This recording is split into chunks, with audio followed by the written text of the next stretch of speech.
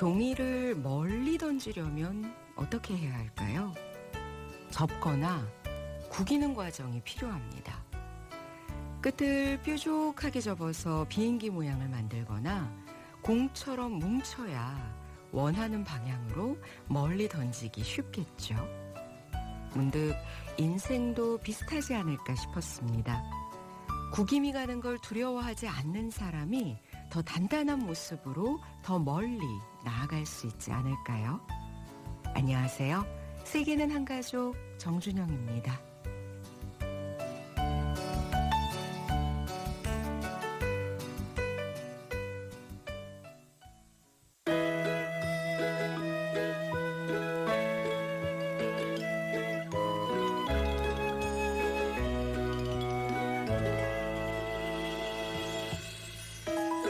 소나기가 내려온다. 내 머리 위로 갑자기 말도 없이 젖어버리겠네. 추억이 흘러내린다. 따라 눈물도 흐른다. 바보처럼 집에 가는 길 아직도 멀기는 한데 우산도 없이 감기 걸릴 것만 같아. 이 길이 너에게로 돌아갈 수 있는 길이면 젖어도 좋은데. A raindrop, 사랑이 좀 모자라구나. A raindrop, 사랑은 저 빗방울처럼 모두가 나게 잊어버리고 젖어버리고선 아파하는 감기 같은 걸까요?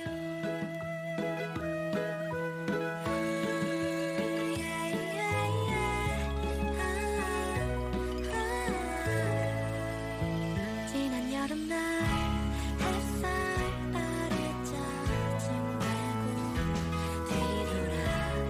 뒤돌아서버린 내 어리석은 예전처럼 우산을 들고 서 있는 너를 본다면 참 좋을 것 같아. A raindrop, 사랑이 좀 모자라구나. A raindrop, 사랑은 저 빗방울처럼 모두가 나게 잊어버리고 젖어버리고선 아파하는 감기 같은 걸까요? 쉽게 맺혀버린 말, 약속했던 얘기로 많이 상처받았으니 가슴이지만 아직도 내가 있다면, 그대 내가 있다면 젖은 발로 달려가고만 싶어.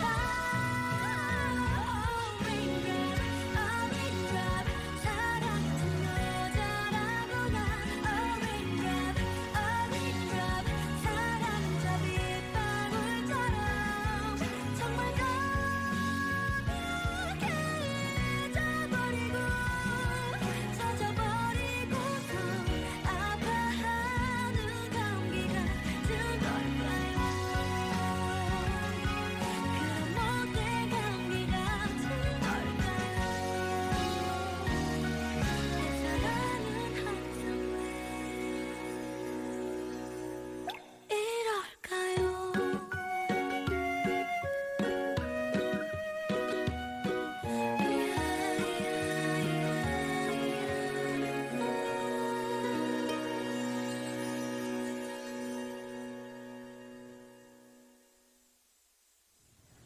아이유의 음성이었습니다. Raindrop 전해드리면서 6월 마지막 토요일에 함께하는 세계는 한 가족 시작해봤습니다.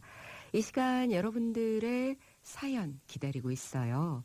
방송 중에 단문 50원, 장문 100원의 문자 메시지 샵 2842로 전하실 수 있겠습니다. 3013번님, 행복한 불교 방송과 함께라서 좋다고 하셨죠. 늘 이렇게 애청해 주시고 성원을 보내주셔서 감사해요. 대구의 3277번님께서는요. 세계는 한 가족과 함께 아침을 맞이하신다고요. 또 안녕하세요. 한 주 잘 보내요 라고 하신 2223번님, 6218번님 계셨고요. 우리 법성신불자님도 잘 청취한다고 하셨고 또 7515번님께서는 세계는 한 가족 정말 좋은 말이라고 말씀 주셨습니다. 그리고 법수행불자님, 영서화불자님 이렇게 세계는 한 가족 이 시간을 항상 아껴주시고 또 글 남겨주시는 모든 분들께 감사드리면서 전하는 말씀 듣고 올게요. 르노 그랑콜레오스 하이브리드 이텍 자동차 안전도 평가 1등급 획득으로 더 안전하게 대한민국 올해 SUV 3관왕에 빛나는 르노 그랑콜레오스 지금 가까운 르노전 시장에서 시승하고 6월 한정 특별한 3가지 혜택도 만나보세요. 안녕하십니까. 맥도날드의 김창완입니다. 대한민국 모두가 집으로 돌아가는 저녁이네요. 오늘 저녁 수고한 나에게 맛있는 보상 하나 어떠신가요? 빅맥 세트 나왔습니다. 운전 중에도 멈추지 않는 맛의 즐거움 맥드라이브. 빠라빠빠빠. 안녕하세요. 아이엠뱅크 모델 가수 싸입니다. 상상 그 이상의 놀라움을 만나보세요. 상상 그 이상의 사인을 새로움에 둘러싸이는 나만한 사인을 Imagine more 아이엠뱅크. 안녕하세요. 배우 남궁민입니다. MG 새마을금고 보험은 어디 있을까요? 무럭무럭 자랄 당신 곁에, 내일이 더 빛날 당신 곁에, 든든한 힘이 되고 싶은 당신 곁에, 보험이 필요한 곳이라면 어디든 당신 곁에 함께 MG 새마을금고 보험. 새로운 다우니. 건조기를 사용하면 섬유유연제 향기가 사라진다고요? 깜짝 놀라실 거예요. 다우니는 건조기를 사용한 후에도 향이 오래오래. 그래서 있는 순간까지. 다우니 7일간 피어나는 향수. 다우니. 산불이 거셌던 그날을 잊지 않겠습니다. 기술은 이제 무엇을 해야 할까요? 예고 없는 위험을 예측하고 불길 속에서도 당신 곁을 지키도록 한컴 AI가 하겠습니다. 당신 곁을 지키는 기술 한컴. 올해 12살 성민이는 암으로 떠난 엄마를 대신해 세 동생들의 엄마가 되었습니다. 엄마 없어도 항상 씩씩하게 지내야 된다? 그 말을 가장 많이 하셨어요. 서툴게 차린 밥상으로 동생들의 식사를 챙겨보지만 넉넉지 않은 형편에 달걀 프라이 하나도 나눠 먹는 동생들을 보며 미안한 마음만 커집니다. 성민이와 동생들의 건강한 내일을 위해 여러분의 마음을 전해주세요. 후원 문의 1544-9599 굿네이버스. 안녕하세요. 배우 남궁민입니다. MG 새마을금고는 어디 있을까요? 응원이 필요한 당신 곁에, 새롭게 시작하는 당신 곁에, 기댈 곳을 찾는 당신 곁에, 금융이 필요한 곳이라면 어디든 당신 곁에 함께 MG 새마을금고. 안녕하세요. 우리원 모어바일 모델 장은영입니다. 모바일이 아니라 왜 모어바일이냐고요? 할인도 더하고 more, 혜택도 더해서 more. 기대하세요. 우리나라 알뜰폰의 새 이름 우리원 모바일. 자세한 내용은 우리은행 홈페이지 참조. 한국전쟁 당시 우리를 먼저 도운 에티오피아 6천여 명의 군인들은 자신들의 월급을 모아 부모 잃은 아이들을 위해 고아원이라는 고아원도 세워주었습니다. 그러나 지금 에티오피아는 위기에 처해 있습니다. 끊이지 않는 내전과 기후재난으로 대부분의 의료시설은 파괴되었고 의약품도 부족해 간단히 치료할 수 있는 질병으로 사망에 이르는 상황입니다. 바로 지금이 우리가 에티오피아의 진 빚을 갚을 때입니다. 지금 전화해주세요. 후원 문의 080-982-0119 국제구조위원회. 안녕하세요. 좋은 아침 성전입니다의 성전입니다. 한국 불교를 대표하는 조계종 포교지 불교신문은 한 장의 불교신문이 한 사람의 포교사라는 신념으로 불교의 대중화를 위해 노력해온 불자님들의 신문입니다. 불자님들이 불교신문을 구독하는 것은 불교를 수호하고 전파하는 실천행입니다. 어려운 이웃과 포교 현장에 불교신문을 보내주는 법보시 운동에 적극 동참해 주시기 바랍니다. 자세한 문의는 02-730-4488번으로 전화 주시기 바랍니다. 안녕하세요. 사회복지법인 성가원 사무총장 동준스님입니다. 성가원은 부처님의 자비사상을 실천하는 장애 전문 복지법인입니다.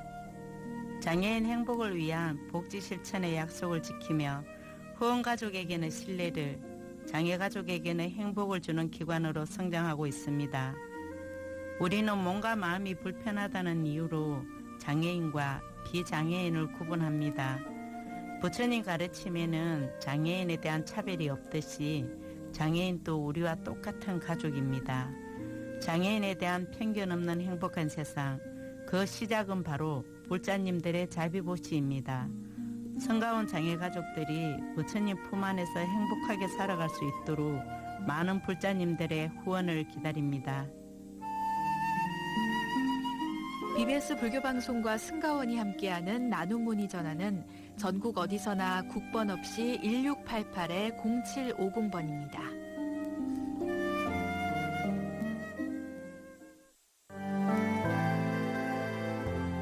석가세존의 제57대 손이자 임제정맥의 제19대 적손, 고려말 공민왕과 우왕의 스승이었던 태고 보우국사. 태고 보우국사의 법맥을 계승한 한국불교 전통종단 한국불교 태고종은 고통의 사바세계에 뛰어들어 중생구원의 보살불교를 실천하는 대승교화종단입니다. 화쟁사상과 원흉회통사상을 잇는 천년의 역사, 영산제를 필두로 꽃피운 전통 불교문화의 전승과 세계화, 기도와 수행으로 밝히는 견성성불과 전법도생의 한길, 굳은 원력으로 사부대중이 함께하는 전법과 나눔. 한국불교 태고종이 소통과 화합으로 한국불교 천년의 미래를 이끌어가겠습니다.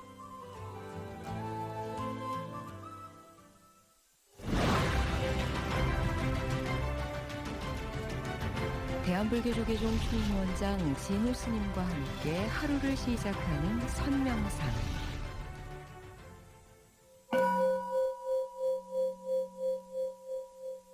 소리 명상으로 나에게 집중하는 시간을 가져보세요.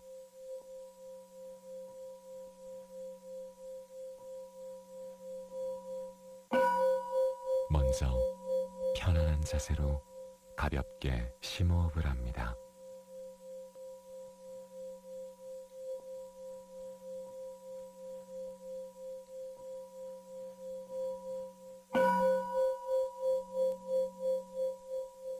소리를 따라 일어나고 사라지는 마음의 물결을 있는 그대로 느껴보십시오.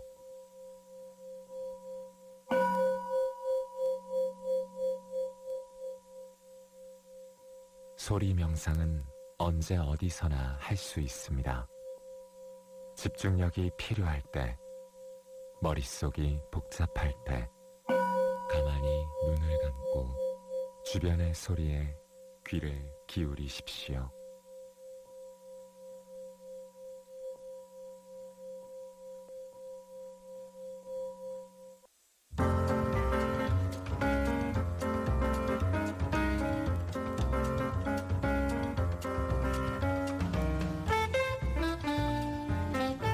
이주민들의 다채로운 이야기 속에 무지갯빛 공존을 꿈꿔봅니다. 해시태그 BBS 레인보우.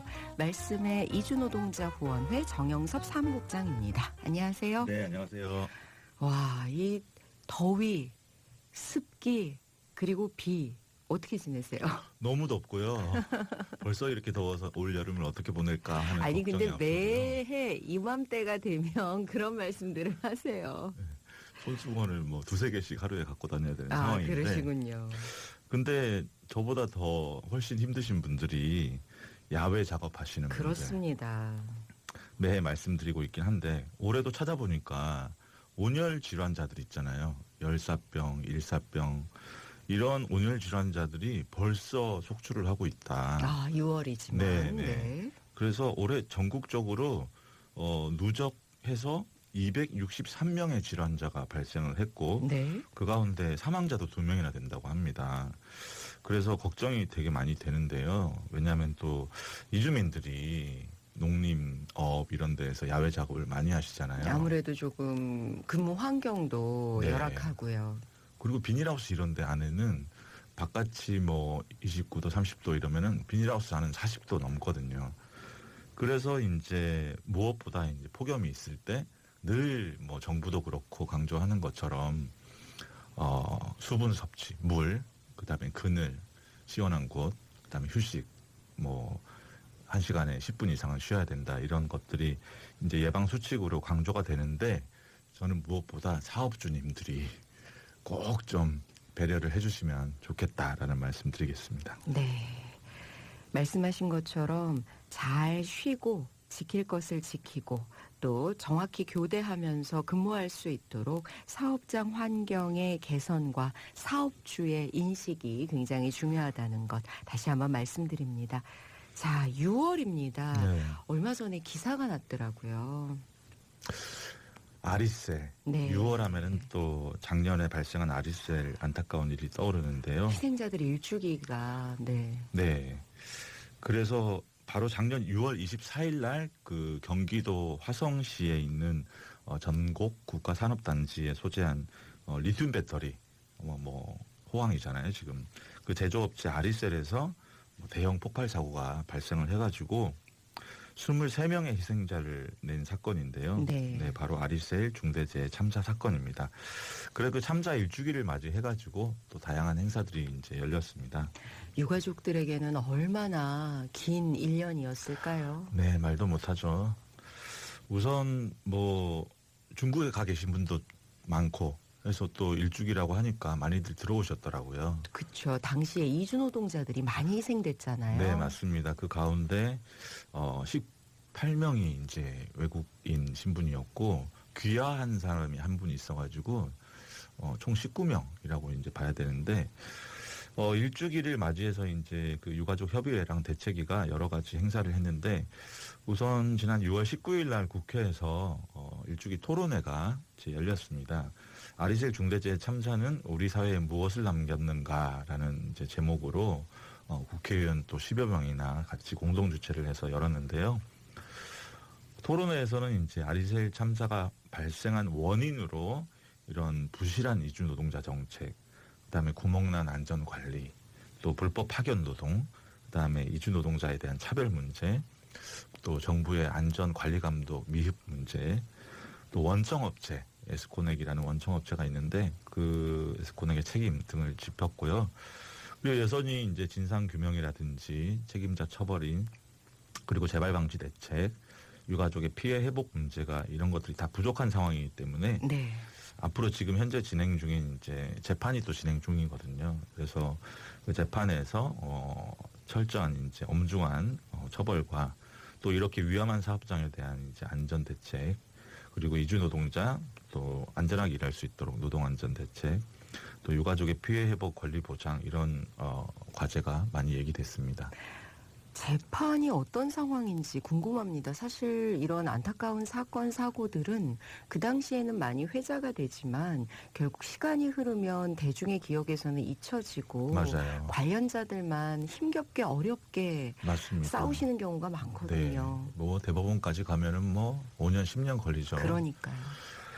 여전히 1심 재판이 진행 중이에요. 그래서 1년이 지났는데 뭐 재판을 할 때마다 이제 뭐 대책위 관계자랑 유가족들이 방청을 갑니다. 그런데 이 아리셀과 그 원청의 에스코넥 그 두 회사를 다 이제 한 명이 대표거든요. 그분이 이제 실질적인 소유주라고 할 수 있죠. 박순관 대표라는 분이고 그다음에 그 아들이 이제 아리셀의 경영 본부장인데 이 두 사람이 이제 핵심 책임자인데 네. 이분들이 이제 유가족한테는 한 번도 이제 진심 어린 사과를 한 적이 없어요.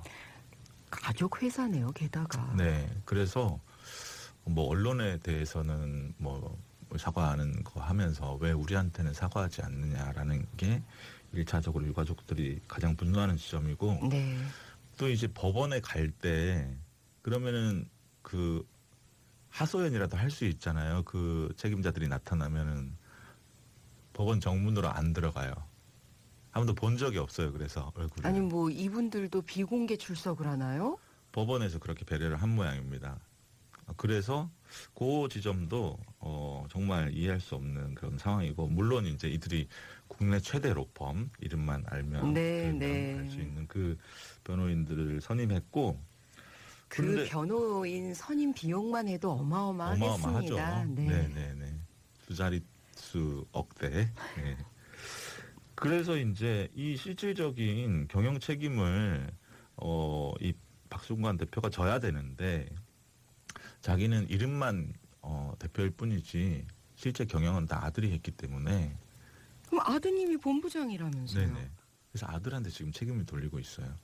아마 재판의 어떤 전술로 그렇게 가져가고 있는 상황이어서 이렇게 빈축을 사고 있고요. 그다음에 이제 재판의 쟁점 중에 하나가 이 리튬 배터리에서 이제 발열이 생기거든요. 거의 모든 배터리에서 미세한 발열이 있습니다. 그래서 전기차 같은 경우 극단적인 경우 자체 발화가 되잖아요. 그렇죠. 그래서 이제 발열이 발생한 문제에 대해서 그 내국인 사망자 중에 한 명이 연구소장님이거든요. 네? 네, 그분의 이제 배우자도 지금 계속 같이 유가족 협의회에서 이제 싸우고 있는데 그 발열로 인한 폭발 책임을 그 연구소장에게 돌리고 있는. 그러니까 돌아가신 분께. 네. 그래서 이제 그 유가족인 부인이 격렬하게 지금 또 반발하고 있는 상황인데 이 연구소장이 보낸 이메일의 일부만 떼내가지고 그거를 근거로 제시하고 있는데 또 전체적인 맥락은 또 다른 내용이거든요. 그래서 그런 식으로 하고 있어서 이거는 좀 너무하지 않는가 해서 그 추모 대회 때 이제 그 부인이 되게 막 그 얼마나 절규를 힘드시겠어요. 하시더라고요. 배우자를 잃었는데 게다가 그 배우자가 이 사고에 어떤 책임마저 지게 생겼으니 그게 진짜 있었는지 아닌지도 명확히 지금 규명이 안 된 상황인데. 그렇죠. 그래서 어쨌든 핵심은 나는 이제 법망을 빠져나가겠다. 이런 대표와 거죠.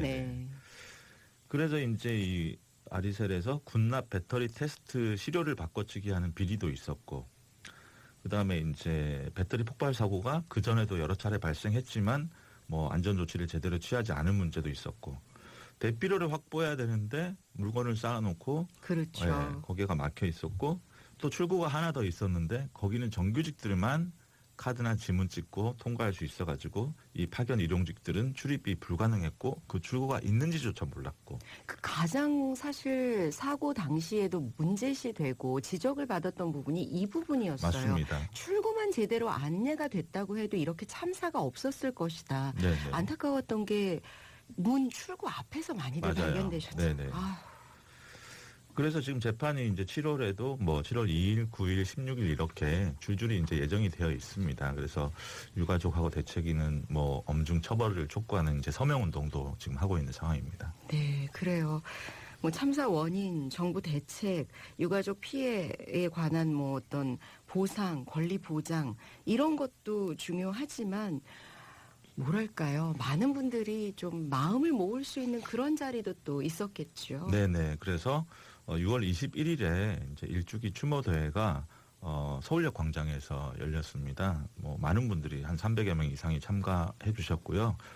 아리셀 일주기 참사는 아직 끝나지 않았다라는 제목으로 이제 열렸고 우선 이제 그 이러한 영령과 또 가족들을 위로하기 위해서 3대 종단 추모식이 이제 사전에 있었고 이후에 추모 대회가 개최됐고요.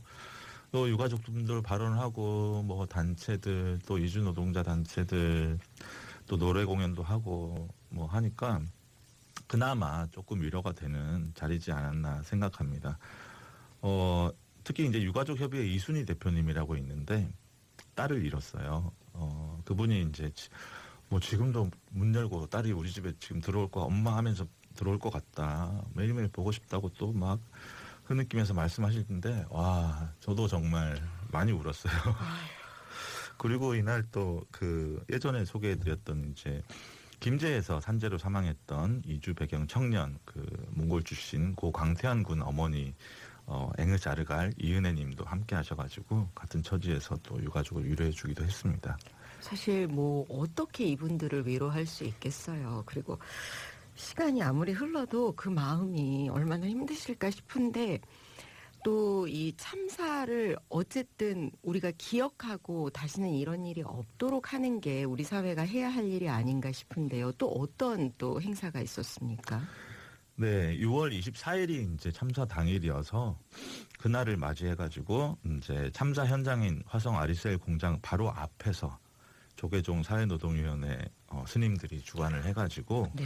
위령제가 열렸습니다. 그래서 유가족분들도 많이 오시고 스님분들 그리고 대책위 단체들 그리고 경기도 관계자분들하고 소방청 관계자분들도 오셔가지고 넋을 위로했어요. 근데 유가족분들이 한 분 한 분 다 이제 단상에 올라가서 헌화하고 술 올리고 절을 하고 하면서 뭐 여기저기서 이제 눈물이 터져 나왔고 네.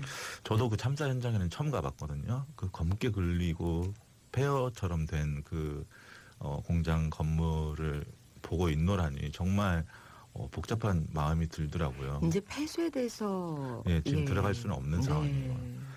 그래서 유가족분들이 또 이제 뭐 통곡하시고 그럴 땐 모두가 다 눈물바다였는데 더 안타까웠던 거는 이제 위령제를 마치고 이제 그 공장 안에 들어갔어요. 처음으로 이제 공장이 이제 문이 있고 문 바로 옆에 이제 그 화재가 난 건물이 있고 들어가서 이제 조금 들어가면은 연문이 있는데 네네. 네. 그 연문을 이제 폐쇄됐지만 잠시 열어달라고 요청을 해가지고 연문을 열고 거기에서 이제 위패를 태우면서 여기 지금 갇힌 영령들이 나와서 하늘로 올라갈 수 있기를 또 빌었고요. 네. 와 그때 정말 그 많은 유가족분들이 정말 자기들도 놀라기도 하고 그다음에 이제 영령이 이제 여기서 갇혀 있어서 이제 오늘 이렇게 나와서 또 하늘로 잘 올라가기를 비니까 뭐 정말 그렇죠. 뭐 이렇게 네. 그리고 그 현장을 눈으로 본 유가족들의 마음은 얼마나 참담했을까 싶네요. 뭐 드릴 말씀이 없는데 부디 우리 유가족들이 또 몸과 마음을 잘 챙기셔야 또 앞으로 하실 일들이 있잖아요. 네. 또 시간도 많이 남아 있고요. 네, 이런 사건 사고에는 책임을 묻는 것만큼 중요한 것이 바로 후속 조치입니다. 네네. 국가적인 정책적인 차원의 일들이 필요할 텐데요. 그래서 이제 일주기 토론회 때 민주노총에서 이제 노동안전실장님이 작년하고 올해 상황을 비교를 해서 이제 자세하게 진단을 해주셨는데 네. 그러면은 1년이 지났으니 그리고 그 수많은 대책들이 발표가 됐고 뭐 추진한다고 했으니 안전 상황이 조금 나아지지 않았을까라고 사람들도 좀 기대를 했는데 일단은 이주 노동자들의 사망 사고가 그 비율이 오히려 더 늘었어요, 지금. 그래서 이제 1분기 그러니까 1월부터 이제 3월까지 통계를 보면은 전체 산재 사망 사고 가운데 이주 노동자들이 이제 20명이 사망했는데 퍼센테이지가 보통 예년에 한 10% 내외 정도였는데 올해 1분기는 14.6%로 한 4, 5%가 이제 늘어난 거죠. 그게 절반이 더 늘어난 거예요. 그러니까요. 그래서 이게 상당히 많은 수치인데. 조금 뭐 시간이 지나 봐야 좀 더 올해 뭐 상황이 어떻게 될지 더 볼 수 있을 것 같은데 일단 1분기는 그렇고요. 네. 그리고 제조업에서 좀 더 늘어서 제조업은 전체 사망자 중에 이주 노동자가 24%나 됐다라고 하고 있습니다. 왜 이런 상황일까요? 뭐 좀 특단의 대책이나 뭐 어떤 사업장의 안전을 개선하는 어떤 뭐 조치가 별로 이루어지지 않았다라고 봐야 되겠죠. 작년 8월에 일단 정부가 외국인 근로자 및 소규모 사업장 안전 강화 대책을 이 아리셀 후속 대책으로 발표를 했습니다. 그 가운데 이제 여러 가지 내용이 있는데 이주 노동자 관련해서는 그 당시에 이제 언론이나 이런 데서 교육이 안 됐다. 뭐 그런 얘기를 많이 했으니까 그래서 뭐 입국 전후에 이제 이런 산업안전교육 시간을 확대하겠다. 그다음에 이제 뭐 고용허가제를 제외하고 다른 비자 형태의 노동자들은 그런 교육 시간이 없으니까 모든 외국인 노동자에게 이 산업안전교육을 의무화하겠다. 그리고 뭐 이렇게 어딘가로 이제 불러서 교육을 하기가 힘드니까 사업장에 찾아가서 뭐 안전교육을 하겠다. 언어별로 뭐 체험 교육을 지원하고 뭐 앱도 만들고 사례집도 만들고 그다음에 이제 말을 좀 잘 할 수 있는 유학생이나 결혼 이민자 등을 섭외를 해가지고 안전보건 통역사 제도를 도입하겠다. 그다음에 이제 오래 근무한 이주 노동자를 안전관리 리더로 육성을 하겠다. 등이었는데 그게 뭐 크게 나쁜 건 아닙니다. 하면은 뭐 안 하는 것보다 나은데 근데 이제 저희가 봤을 때는 그 이주 노동자들이 주로 일하는 뭐 30인 미만 이렇게 작은 사업장, 소규모 사업장들이 사실 위험한 사업장들이기 때문에 거기가 안전 시설이나 안전 대책을 충분히 갖출 수 있도록 정부나 지자체에서 개선 지원 사업을 해야 된다. 요게 이제 1번 순위였고요. 그다음에 교육도 이렇게 이제 입국 전후에 모아서 교육하는 그것보다 그거는 되게 이제 일반적인 교육을 하게 되거든요.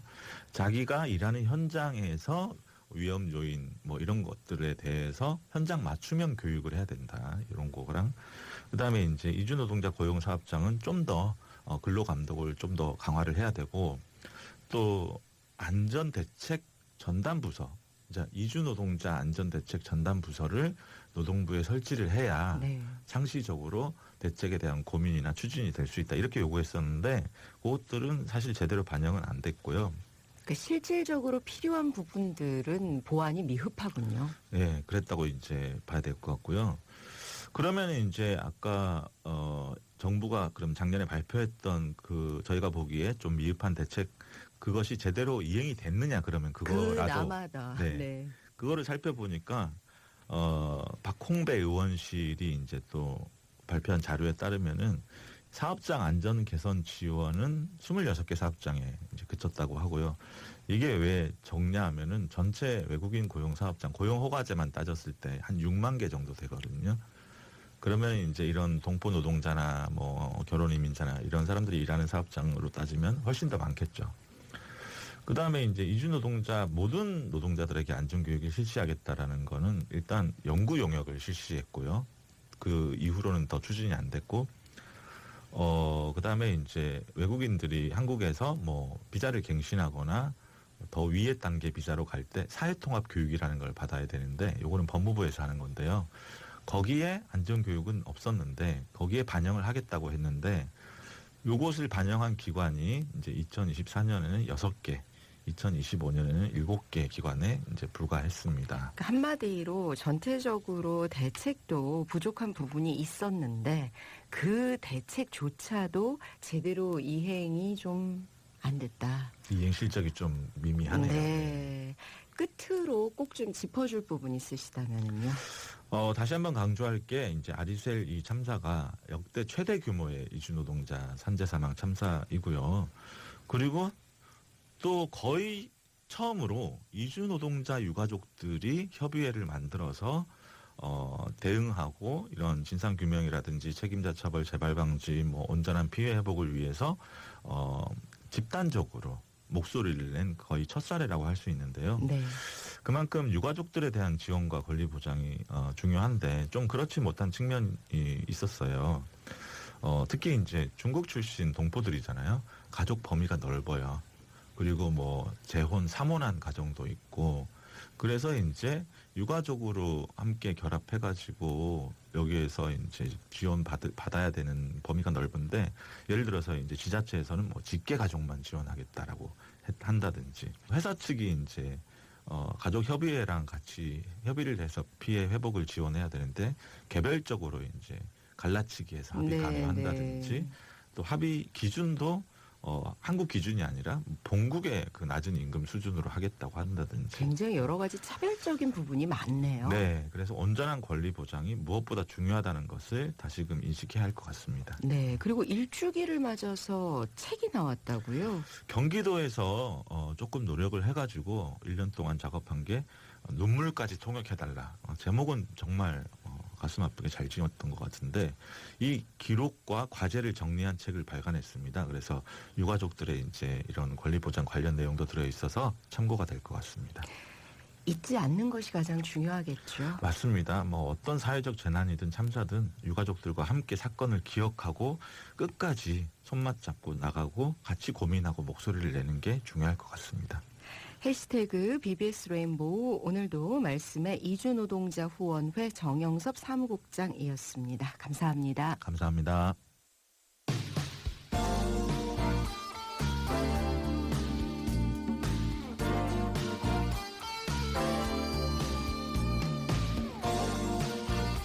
음악으로 떠나는 세계 여행 시간입니다. 월드 투어인 멜로디.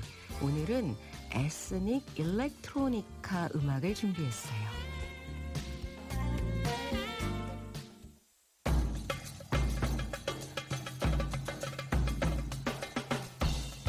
에스닉이라는 단어는 민족, 전통적인 것을 뜻하죠.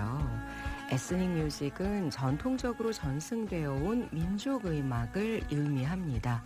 전통 그대로를 보존하면서 재현하기도 하고 전통의 현대적인 요소를 결합해 새로운 음악을 만들어내기도 합니다. 푸자에 해당하는 장르 가운데 하나가 에스닉 일렉트로니카인데요. 전통 민속음악적 요소의 현대 전자음악을 결합한 장르로 그 변주는 무궁무진합니다. 우리나라만 해도 전통 판소리, 디제잉을 결합하기도 하고 전자밴드와 합주하는 것을 쉽게 볼 수 있잖아요. 퓨전 전통음악만을 전통적으로 다루는 팀들도 자주 볼 수 있는데요. 비츠 앤티크, 세계 음악을 다루는 밴드로 2007년 결성돼 지금까지 활발하게 활동하고 있습니다. 중동의 벨리댄스 음악, 힙합, 아프로비트 같은 여러 스타일의 전자음악을 더해서 자신만의 색깔을 만들고 있는데 중동과 발칸 지역 분위기가 물씬 나는 곡 준비해봤습니다. 비츠 앤티크의 뷰티 비츠 전해드리죠.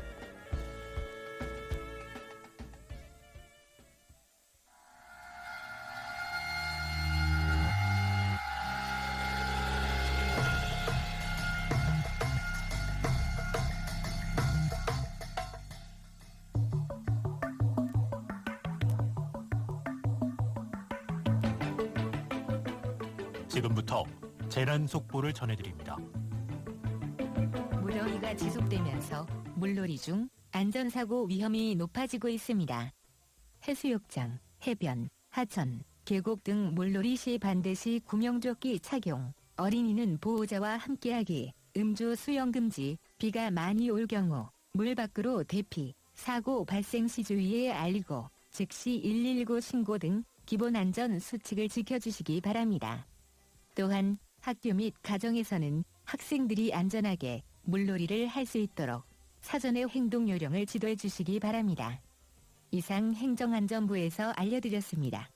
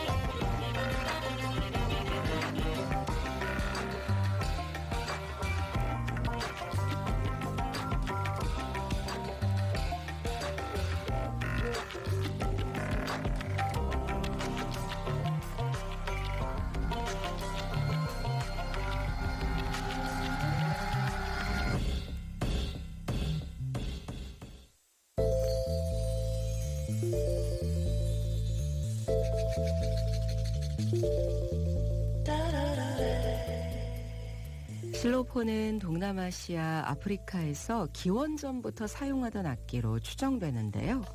나무판을 길이 순서대로 배열해 연주했던 거죠. 14세기 인도네시아 사원의 부조에도 실로폰 흔적이 남아있다고 합니다. 실로폰은 십자군 전쟁을 거치며 유럽으로 전해졌다고 하는데 이후 클래식 작곡가들에 의해서 오케스트라 악기로도 편성됐습니다. 지금은 다양한 전자음악과도 결합되고 있는데요. 비슷한 예로 칼림바라는 악기도 들 수 있습니다.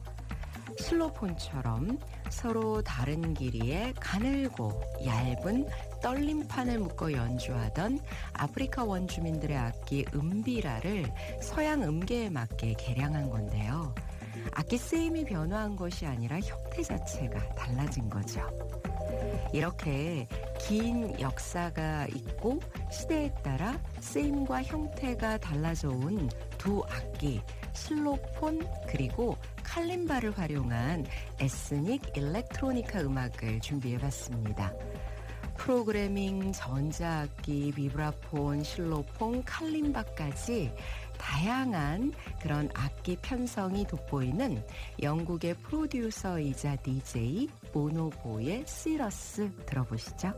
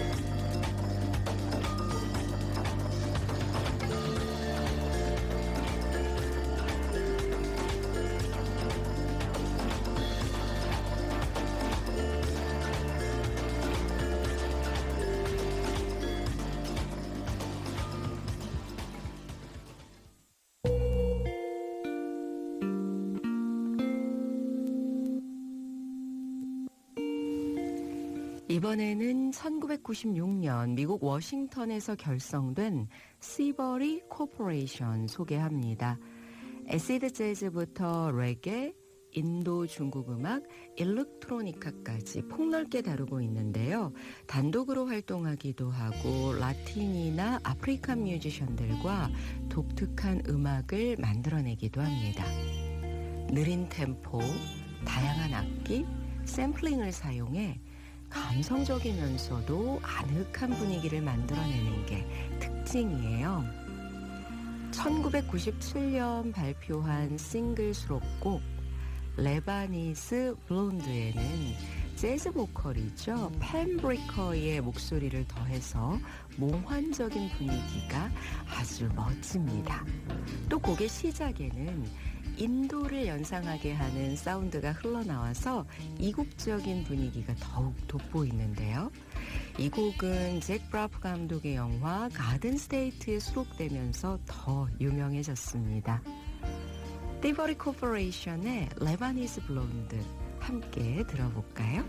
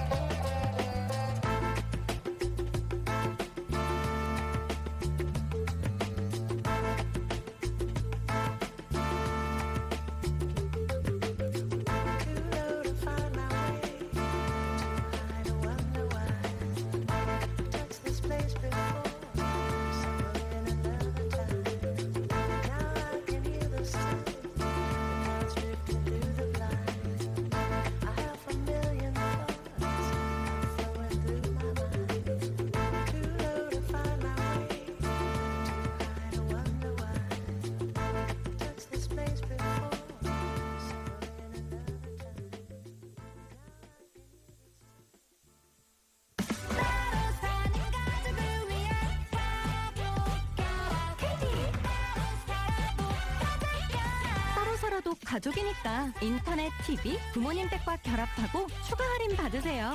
KT 따로 살아도 가족 결합. 추가 할인이 궁금하다면 KT 매장 또는 100번. 오늘 월드 투어인 멜로디 시간 에스닉 일렉트로니카 음악 전해드렸는데요. 끝곡도 재즈와 한국의 전통적인 정서를 결합한 아티스트 김옥희의 사공의 노래 준비했습니다. 6월 28일 토요일에 보내드린 세계는 한가족 여기서 인사드릴게요. 건강하고 행복한 한 주 보내시고요. 다음 주 토요일 오전 8시 다시 만나요.